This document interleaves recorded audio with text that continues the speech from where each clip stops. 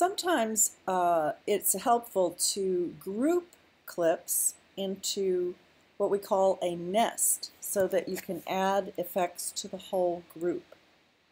In this case, I don't want to include the audio, so I'm going to unlink, and then I'm going to select all the video, go up to Clip, and choose Nest. I can name it Demo or whatever you want to call it. And now I have a green clip. If I double click that clip, it will come up and show me the individual clips. But if I want to add an effect to the whole clip, I either have to grab the effect and drag it here, or grab the nest and pull it up into the source window. And I have to have the source showing to do that. Okay? So here we are, we go to Effect Controls, and now let's say instead of adding an effect, we could add an effect to this. Let's say we instead wanted to give it a vignette. So there's a couple of ways to do a vignette. One is you could have a blur vignette, that means the edges become blurry, or a darkening vignette. I guess I'm going to do the blur vignette because I think it shows more options. So I would get the Gaussian blur and I would put it on the clip and increase the blurriness. Now I'm going to duplicate this clip and take away the blurriness on the top layer. So I'm going to hold Option, click, and drag straight up, and now I have two of the same clip. Then I'm going to go to the Gaussian blur on, actually I have to make sure the top clip is the one in the source. So I'm going to drag it to, I am going to drag it to the source window, or not.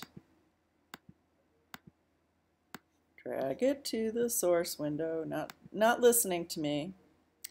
I will try putting a, yeah, it worked anyway. I will try putting a mask on it. So here I just clicked on the oval mask.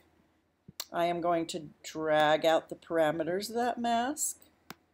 Slide up, slide down, increase the feather substantially, increase the mask expansion so that it's just more on the edges, and then I'm going to invert it. And if I invert it, then the blur will just be on the outside and the clarity will be in the center. And you can see, if I let go of this and just play it, you can hardly see it, but there is a little bit of a blur. In fact, if we go back to the beginning, we might see it a little bit more. You can see the blur there in the center. Sometimes this just helps a little bit. Now, if you didn't want to do that, the other thing you could do is you could choose to have the top layer have a different blending mode. So we could change the top layer's blending mode to multiply. And oh, that's interesting, isn't it? And put a mask on that and invert that mask and expand it, right? Maybe pull the sides out. Ooh, do we want to invert it now? We might have a problem because we already had the Gaussian blur on. I might turn that off. Or invert that. Oh, no. I think I have to do this again. Sorry, folks. I'm going to remove the Gaussian blur. I'm going to drag this one up and remove the Gaussian blur there. There we go.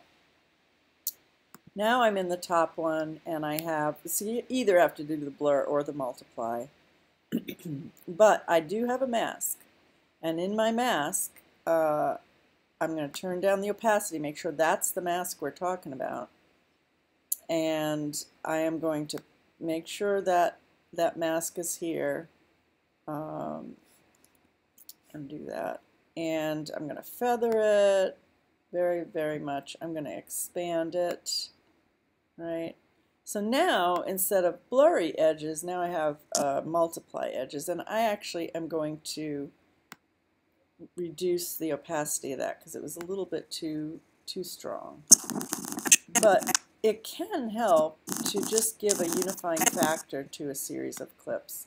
to have these two layers add either a blur or a multiply effect or any other effect. Can be separated by type of effect, by masking, but you do need to make sure that you can drag the nest itself back up into the window or drag the clip itself, the effect down to the clip. Remembering that multiply is not an effect, it is actually a blending mode. Okay? Thanks.